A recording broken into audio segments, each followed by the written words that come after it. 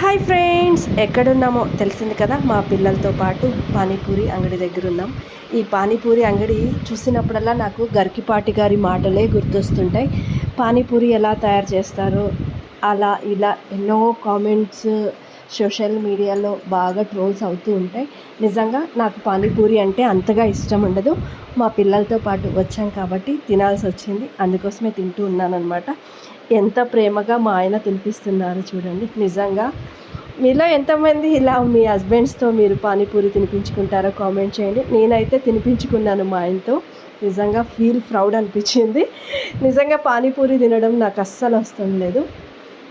ఒక 3-4 సార్లు నా జీవితంలో 3-4 సార్లు కన్నా ఎక్కువ సార్లు పానీపూరి అస్సలు తినలేదు. పెళ్ళైన తర్వాతే 3-4 సార్లు తిన్నాను అంతే.